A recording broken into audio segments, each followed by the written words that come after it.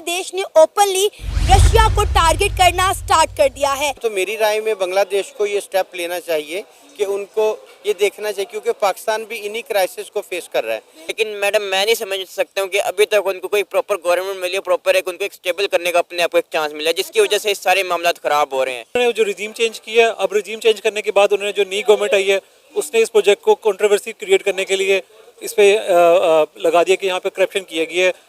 जो ex prime minister है उनके बेटे ने। तो आने वाले 1-2 साल में अगर आपको नई सुपर पावर देखने को मिले, चौंकना मत, जिसका नाम बांग्लादेश होगा। दोस्तों, हो सकता है कि आने वाले टाइम में अमेरिका भी बांग्लादेश के चरणों में आपको देखने को मिले, क्योंकि इस टाइम पर बांग्लादेश काम ही इतने बड़े बड़े कर रहा है। देखो, अभी तक वो इंडिया को डरा रहा था, इंडिया को धमकियां दे रहा था, बॉर्डर पर ड्रोन लगा रहा था, बहुत सारे काम कर रहा था, शेख हसीना को मांग रहा था, वहाँ तक तो ठीक था। लेकिन दोस्तों, अब यहाँ पर बांग्लादेश रसिया की गिरेबान पकड़ने पर चला हो। तो यहाँ पर देखो दोस्तों, रसिया का एक प्रोजेक्ट जो कि बांग्लादेश में था, जो कि न्यूक्लियर को लेकर है और उससे बिजली बनाने को लेकर कोई प्लांट होगा, जिसको लेकर जो नई यूनिस सरकार है उसने बोला है कि भाई हम इसकी जांच करेंगे, क्योंकि इसमें बहुत ज़्यादा घपला हुआ है। तो इसको लेकर रसिया है उसका भी भाई बयान आया कि आप लोग भाई हमें पूरी दुनिया में इस तरीके से बदनाम मत करो। तो अब यहाँ पर दोस्तों बांग्लादेश हर एक देश को तेवर दिखा रहा है जो दोस्तों अगेंस्ट है अमेरिका के। तो चलिए देखते हैं कि भाई पाकिस्तानियों के इस पर क्या ओपिनियन है, क्योंकि बांग्लादेश तो आप सुपर पावर बन के ही मानेगा, उसे कोई नहीं रोक सकता, हम भी नहीं रोक सकते। तो उसे छोड़िए, पाकिस्तानियों से जानते हैं ओपिनियन कि भाई पाकिस्तानियों का क्या रिएक्शन है इस बांग्लादेश के नए कांड को लेकर। बांग्लादेश शायद बुखलाहट का शिकार हो गया है। इंडिया के साथ साथ अब रशिया के साथ अपने ताल्लुकात बिगाड़ने में लगा हुआ है। रशिया जो कि बांग्लादेश के अंदर एक पावर प्लांट लगा रहा था, बांग्लादेश का कहना है कि रशिया उसके अंदर बहुत ज़्यादा करप्शन कर रहा है, क्योंकि इंडिया और रशिया मिलकर ये पावर प्लांट लगा रहे हैं। तो इस लिहाज से दोनों मुल्कों के दरमियान ताल्लुकात ख़राब हो रहे हैं। बांग्लादेश का कहना है कि इंडिया की वजह से रशिया और बांग्लादेश के दरमियान मामला ख़राब हो रहे हैं। देखिए, सबसे पहले ये है कि ये power plant out of country के हैं, यानी इंडिया के हैं या रशिया के हैं? रशिया का। ठीक है। हाँ। तो ये बांग्लादेश के खुद के तो ना हुए ना। अब जब वहाँ पे हुकूमत का तख्ता उलट दिया गया, दूसरे केयर टेकर जो भी हैं वहाँ पे जो भी हुकूमत बनी है, तो ये उनके फैसले हैं। और ये तख्ता क्यों उलट दिया गया? ताकि वहाँ के हालात ठीक नहीं थे, क्राइसिस थे। अब वो प्लांट इंडिया के हों या रशिया के हों, वो बांग्लादेश के लिए दोनों एक जैसे हैं, क्योंकि अपने खुद के नहीं है। अब जब उन्होंने इतना बड़ा एक स्टेप लिया है कि इंडिया के साथ बिगाड़ रहे हैं, तो उनके लिए इंडिया और रशिया दोनों एक जैसे हैं। अगर मेरी राय में आप देखेंगे तो मेरी राय में बांग्लादेश को ये स्टेप लेना चाहिए कि उनको ये देखना चाहिए, क्योंकि पाकिस्तान भी इन्हीं क्राइसिस को फेस कर रहा है। पाकिस्तान में भी ये जो रेंटल पावर लगे हैं, तो बहुत सारा बजट हमारा उस तरफ दिया जाता है, और ये आवाम का पैसा है कि जो इनके अपने प्रोजेक्ट में खपत हो जाती है। इसी तरह शायद बांग्लादेश का भी ये सेम वही प्रॉब्लम है, वही क्राइसिस है जो आपने कहा कि वो कह रहे हैं जी कि रशिया इसमें करप्शन कर रहा है। तो अगर उनको रशिया की करप्शन आ रही है, तो इंडिया के भी प्रोजेक्ट इसीलिए बंद हो रहे हैं कि वो भी करप्शन कर रहे हैं। तो वो उसी करप्शन को बचाने के लिए ही तो तख्ता उलट दिया गया वहाँ की हुकूमत का। तो बांग्लादेश की जो आवाम है, जो वहाँ के केयर टेकर हैं, वो यही सोच के फैसला कर रहे हैं ना कि इन प्रोजेक्ट को बंद होना चाहिए। बिल्कुल सर, मोहम्मद यूनुस यही चाह रहे हैं कि जितने भी रशियन प्रोजेक्ट या इंडियन प्रोजेक्ट बांग्लादेश के अंदर लग रहे हैं उनको बंद किया जाए, क्योंकि जब से मोहम्मद यूनुस की गवर्नमेंट आई है, सबसे पहले उन्होंने इंडियन प्रोजेक्ट बंद करवाए हैं, अब वो रशिया को टारगेट कर रहे हैं। नहीं, मेरी राय में तो खुशआइन बात है ये बांग्लादेश के लिए। उनको ये स्टेप लेने चाहिए, क्योंकि वो कुछ साल पीछे चले जाएंगे ना एनर्जी क्राइसिस में, लेकिन वो खुद मुख्तार और अपने पाँव पे खड़े हो जाएंगे। बेसिकली मैम देखिए, बांग्लादेश को हम लोग मशरकी पाकिस्तान के तौर पे हम लोग जानते हैं, ठीक है। लेकिन मैम ये चीज़ें उस वक्त आई हैं जब लोग दावा कर रहे थे कि बांग्लादेश के अंदर एक बहुत बड़ा इस्लामी इंकलाब आ गया। लेकिन मैडम मैं नहीं समझ सकता हूँ कि अभी तक उनको कोई प्रॉपर गवर्नमेंट मिली, प्रॉपर एक उनको एक स्टेबल करने का अपने आप को एक चांस मिला, जिसकी वजह से सारे मामला ख़राब हो रहे हैं। मेन रीज़न ये है। और मैम यहीं से अब थोड़ा सा पाकिस्तान की भी यानी हमारी कंडीशन का भी अंदाज़ा लगा लें कि मुल्क किधर जा रहा है और हम लोग किधर खड़े हुए। तो ये किधर जा रही है और हमारा मुल्क किस जगह पे खड़ा हुआ है। किसी ज़माने में रशिया हमारे साथ पेट्रोल की डील पे तैयार हो गया हुआ था, लेकिन आजकल हम वही देखें तो आज वही डील्स जो उसको पाकिस्तान के साथ करनी चाहिए थी, आज वही डील इंडिया के साथ कर रहा है। बिल्कुल कर रहे हैं। क्या ये हमारे मुंह के ऊपर थप्पड़ नहीं है? बहुत बड़ा थप्पड़ है।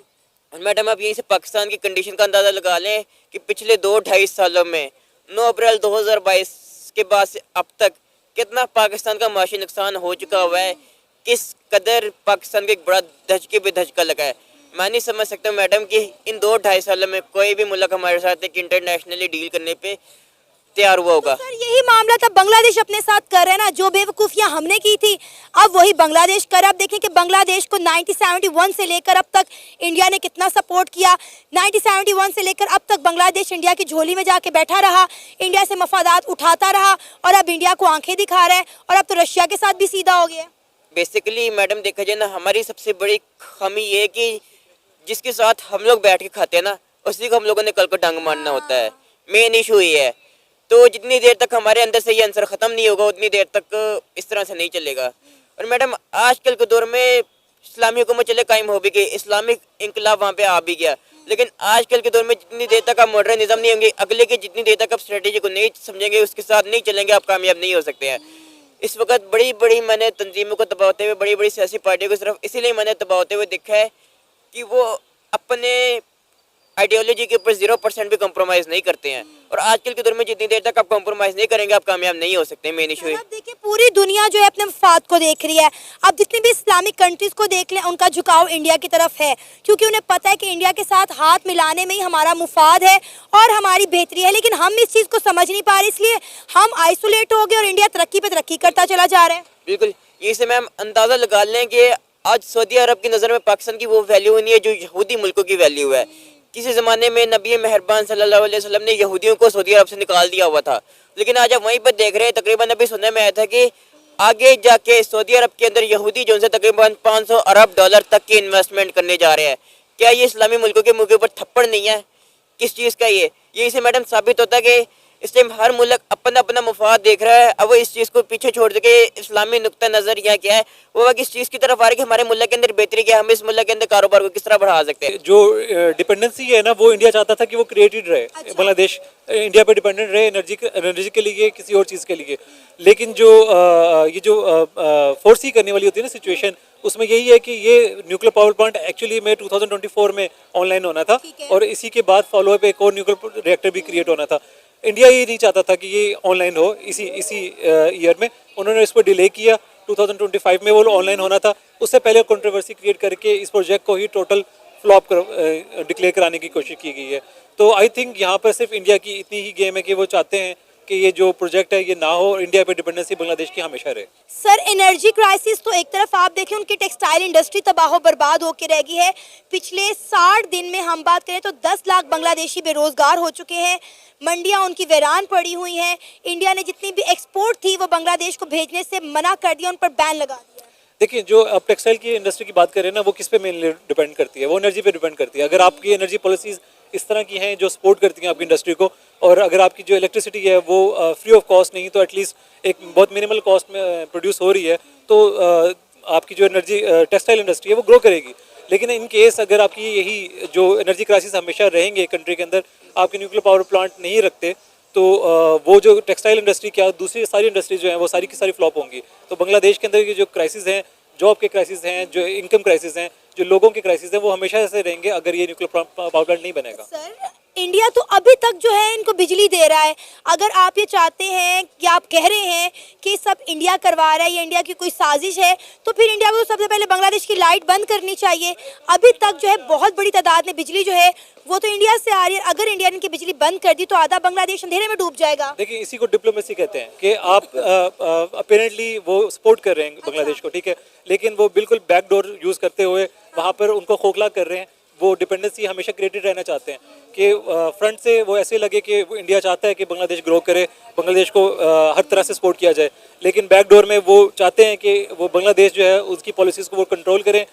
जहाँ पर वो एनर्जी प्रोवाइड कर रहे हैं वहाँ पर और चीज़ें भी प्रोवाइड करें और बांग्लादेश पे डिपेंडेंसी हमेशा रहे।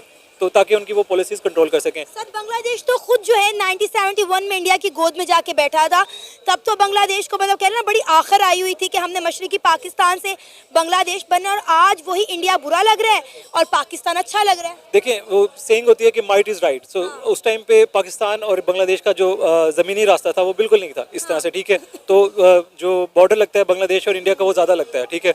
तो वहाँ पर कंट्रोल इंडिया का उस टाइम पे ज़्यादा था, पाकिस्तान का नो डाउट वहाँ पर नहीं था कंट्रोल। देखिए मैं तो इस पर यही कहूँगा कि इनको कंट्रोवर्सीज वगैरह में नहीं पड़ना चाहिए, बीट करप्शन और नॉट, आपको फ्यूचर में देखना चाहिए। And nuclear power plant of course will bring lot of और resolve lot of energy crisis they have, so definitely they should look forward to it. और जो पास्ट में देखिए, अगर हम ये पिंग पोंग ही खेलते रहेंगे पिछली गवर्नमेंट्स के साथ, तो it will be same like what Pakistan did.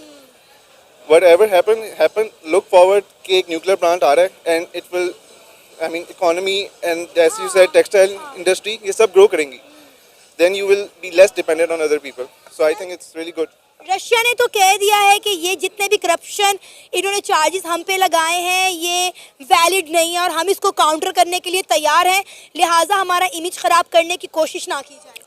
देखिए इस तरह के प्रोजेक्ट्स जो बहुत बड़ी गेम होती है, इसमें जिसमें मैंने आपको मेंशन किया कि यहाँ पर $12.8 बिलियन इन्वेस्टेड है, तो वहाँ पर कभी भी कोई भी कंट्री ये नहीं चाहेगा कि उसकी जो प्रोजेक्ट्स हैं वो कंट्री उसमें कोई कंट्रोवर्सी क्रिएट हो। और नो डाउट इसमें ऐसा आई डोंट बिलीव कि वहाँ पर जो है ना बांग्लादेश की तरफ से कोई करप्शन हुई होगी। It's a huge project for them, तो वहाँ पर जो वो कभी भी नहीं चाहेंगे कि ये प्रोजेक्ट किसी तरह से भी फ्लॉप हो। तो रशिया नो डाउट सपोर्ट भी प्रोवाइड करेगा, वहाँ पे एविडेंस भी प्रोवाइड करेगा कि यहाँ पे इसमें कोई करप्शन नहीं हुई। लेकिन ऑन द अदर हैंड जो इंडिया है और जो अदर काउंटर पार्टीज़ हैं वो ट्राई करेंगी कि इस प्रोजेक्ट को जितना डिले कर सकें और जितना कंट्रोवर्सी क्रिएट कर सकें, जितने लॉन्ग टाइम के लिए कंट्रोवर्सी क्रिएट कर सकें, उतना ही प्रोजेक्ट डिले होगा और eventually they can come up with a better solution जहाँ पर वो इस प्रोजेक्ट को टोटली फ्लॉप करते हैं। तो दोस्तों ये थे पाकिस्तानी पब्लिक के रिएक्शन। आपको ये रिएक्शन कैसे लगे, एंटरटेनिंग लगे या कोई जानकारी मिली, आप लोग कमेंट करके बता सकते हो। अगर आपका भी कोई ओपिनियन है तो इस वीडियो में इतना ही दोस्तों, मिलते हैं किसी और वीडियो में, तब तक के लिए जय श्री राम।